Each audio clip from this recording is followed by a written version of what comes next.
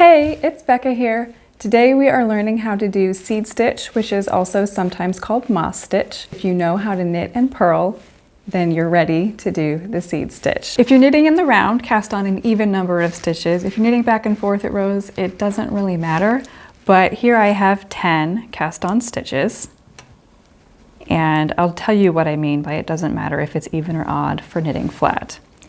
But the setup row is the most crucial, so you want to pay attention. So here I knit one stitch, and then you're going to purl the next. But before you can go from a knit to a purl, you have to bring the yarn to the front, making sure you're bringing it in between the two needles and not over this one.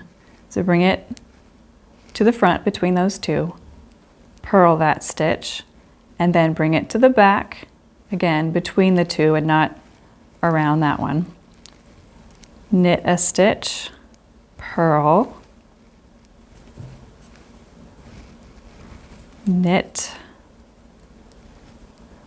purl, all the way across in that pattern.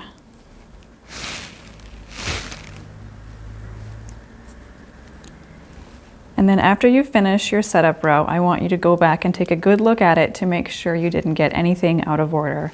It's really easy sometimes to do 2 knit stitches or 2 purl stitches in a row, which is going to throw you off for basically the whole project. So just go back and remember a purl, this is what I teach in my beginner's course. A purl is wearing a turtleneck and a knit is wearing a V-neck. So we have a purl, knit, purl, knit, purl, knit, purl, knit, and that's right. So now we can move on to the second row. And this is where it's important to know how to read your stitches, knowing which one is a knit and which is a purl. So this one, we ended on a purl, but on the other side, it's a knit, which means we're going to purl into it. So here we're going to start with the yarn in the front, since we're starting with a purl. And then you just do the same alternating pattern all the way across, purling where there's a knit, knitting where there's a purl. So here again, there's a knit, so we'll purl into it. There's a purl, so we'll knit into it. And I want to show you what happens if you do bring the yarn forward or to the back, the way I told you not to.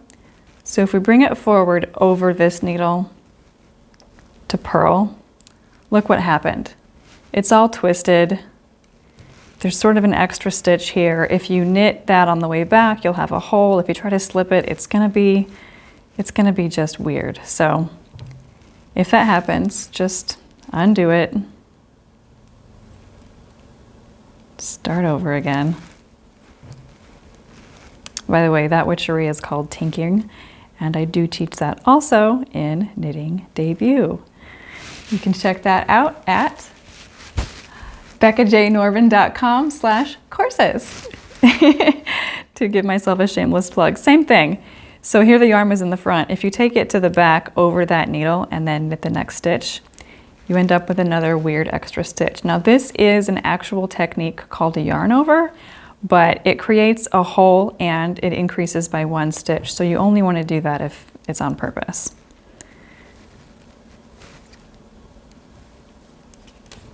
So there's your first 2 rows. It takes 4 or 5 rows for you to really start to see the texture of the fabric.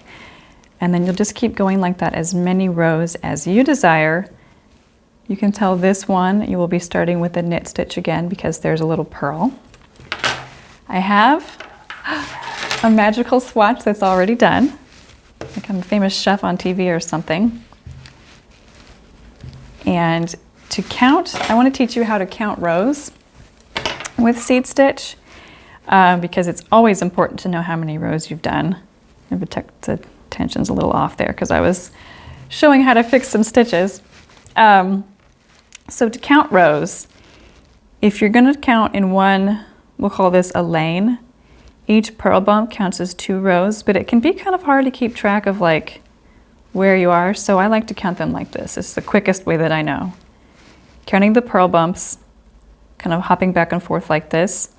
Each one counts as 1. So here we have 1, 2, 3, 4, 5, 6, 7, 8, 9, 10, 11, 12, 13, 14, 15, 16, 17, 18, 19, 20, 21, 22, 23, 24. See? Easy. Just make sure that you're not counting like this way or kind of going all around because you'll get lost. Just back and forth in a really small little zigzag. And I wanted to show you an alternate moss stitch pattern.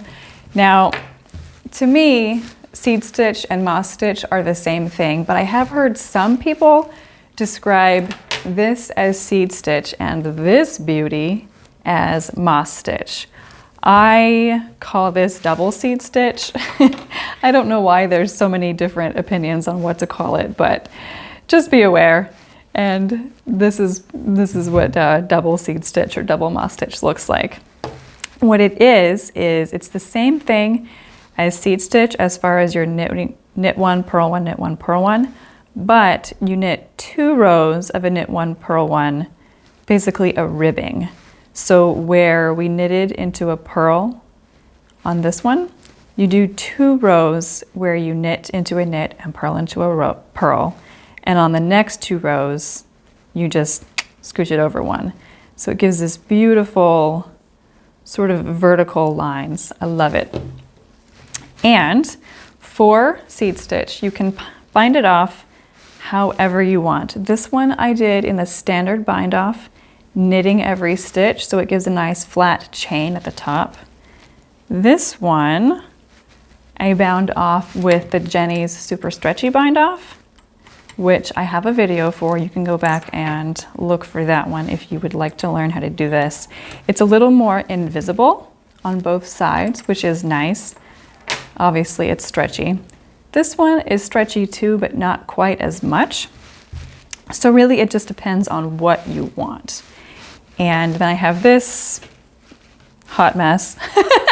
I was playing around with a lot of different stitch pattern variations and I kind of got bored after each one, so I started a new one. Never mind that. But here I was doing a knit 2, purl 2, and where's my bind off row? This is the bind off row. Sorry guys. I bound it off doing the standard bind off like this, except I was alternating sticking with the pattern that I had already established by knitting and purling. And so you still get this nice chain at the very top, but it's not tilted forwards like this one is. So those are some options for the bind off, and I hope that was helpful for you. As always, if this is, leave me a comment down below, tag me in your pictures of what you have done with your knitting on social media at becca.j.norman, and please subscribe.